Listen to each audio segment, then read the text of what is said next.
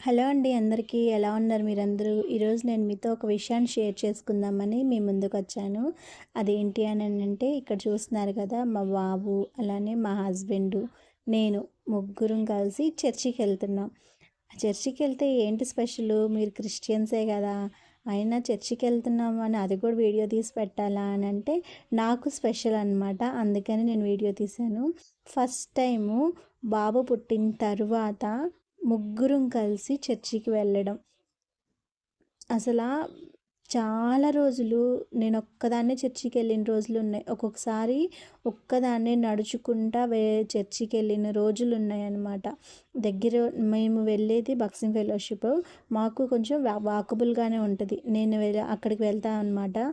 ఒక్కొక్కసారి నేనొక్కదాన్నే వెళ్ళేదాన్ని నడుచుకుంటా. ఒక్కొక్కసారి అయితే ఫస్ట్‌లో అయితే నేను కూడా వెళ్ళని పరిస్థితి ఉండేదనమాట. ఇంట్లోనే ఉండేదాన్ని. ఇంట్లో ఉండి వాక్యాలు వింటూ, ఆ రోజు లైవ్ ప్రోగ్రామ్ చూస్తూ అట్లా గడిపిన రోజులున్నాయి.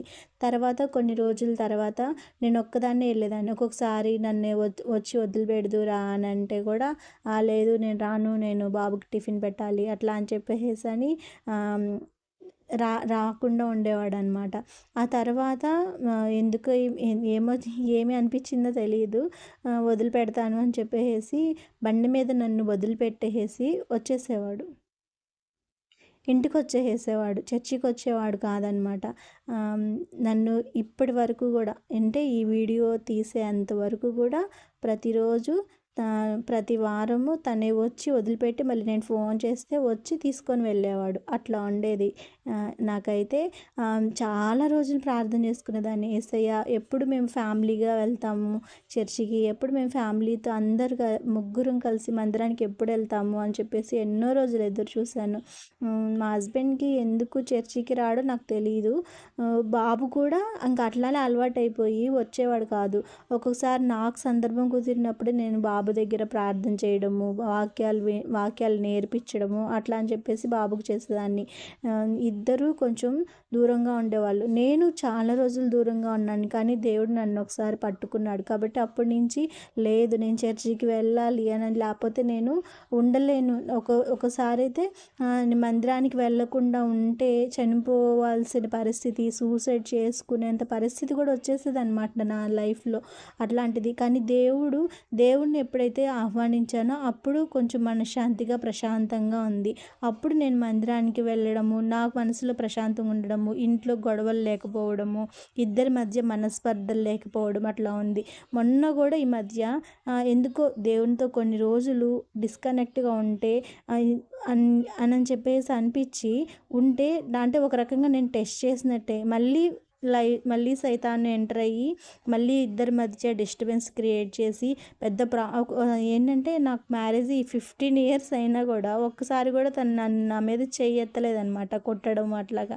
కానీ ఆ రోజు చెయ్యి ఎత్తేంత సిచ్యువేషన్ వచ్చింది. కానీ కొట్టలేదు, కానీ చెయ్యి ఎత్తేంత సిచ్యువేషన్ వచ్చింది.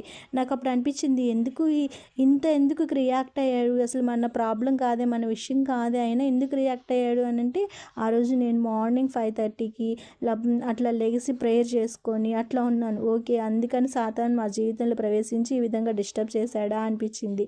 అప్పటి నుంచి నేను దేవునికి దూరంగా ఉన్నాను కాబట్టి ఇట్లాంటి ప్రాబ్లం వచ్చింది కదా, ఈరోజు ప్రార్థన చేసుకున్నాను కాబట్టి మరి ఇట్లాంటి ప్రాబ్లం వచ్చింది కదా. ఓకే, సాతాను దేవునితో దగ్గర ఉన్నప్పుడు ప్రాబ్లమ్స్ తీసుకొని వస్తున్నాడు అని అనిపించి అయినా కూడా నేను బలంగానే ఉండాలి, నేను దేవునితో దూరం అవ్వకూడదు. ఒకవేళ దేవునికి దూరం అయితే నేను నా నా మనస్తత్వాన్ని బట్టి అంటే సెన్సిటివ్ అనమాట. ఆ సెన్సిటివ్ మనస్తత్వాన్ని బట్టి చనిపోయే పరిస్థితి, సూసైడ్ చేసుకొని పరిస్థితి వచ్చేస్తుంది అనమాట నాకు. కాబట్టి లేదు, నాకు దేవుడు లేకుండా నేను ఉండలేను, ఆయన నా జీవితంలో ఉంటేనే నేను ఉండగలుగుతాను అని చెప్పేసాను. అప్పుడు నేను కంట్రోల్ అవుతూ నేను హ్యాపీగా ఉంటూ ఇంట్లో కూడా హ్యాపీగా ఉండగలుగుతా ఉన్నా. ఒకవేళ తను ఏమన్నా మాట అనినా కూడా నేను సర్దుకుపోతూ, నేను ఎదురు చెప్పకుండా సైలెంట్గా ఉంటూ అట్లా ఉంటూ ఉన్నా అనమాట. ఎందుకంటే ఈ విషయాలన్నీ కొన్ని పర్సనల్ విషయాలు కూడా ఎందుకు చెప్తున్నా అంటే కొంతమంది లైఫ్లో, కొంతమంది ఇళ్ళల్లో భార్య నుంచి కానీ భర్త నుంచి కానీ ఏమన్నా ప్రాబ్లమ్స్ ఫేస్ చేయొచ్చు.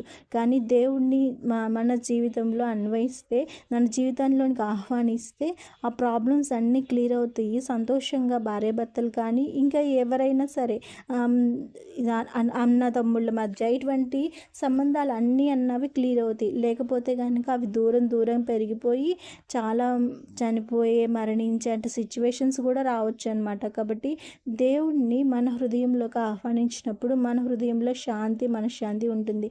ఇప్పుడు చూడండి, చిన్న చిన్నగా నా భర్త మారుతూ ఫస్ట్‌లో రాలేదు. నేను ఒక్కదాన్నే నడుచుకొని వెళ్ళే పరిస్థితి వచ్చింది.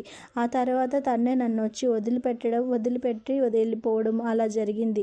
తర్వాత కొన్ని వారాలుగా నేను కూడా చర్చికి వస్తాను, మనం కూడా చర్చికి వెళ్దాము అని చెప్పేసి అంటున్నాడు కానీ రావట్లేదనమాట. సాతాను అడ్డగించేయడం అట్లా జరుగుతుంది. కానీ ఈరోజు చర్చికి వెళ్ళాము, సంతోషంగా ముగ్గురం ఫ్యామిలీ వెళ్ళామన్నమాట.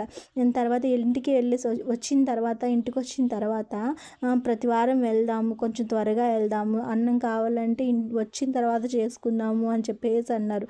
అది నిజంగా నాకు చాలా అంత సంతోషమైన విషయం అనమాట. కుటుంబంగా అందరం కలిసి చర్చికి వెళ్ళడం అన్నది చాలా సంతోషకరమైన విషయము. మీతో అందుకని షేర్ చేసుకోవాలి అనిపించింది ఈ సంతోషాన్ని.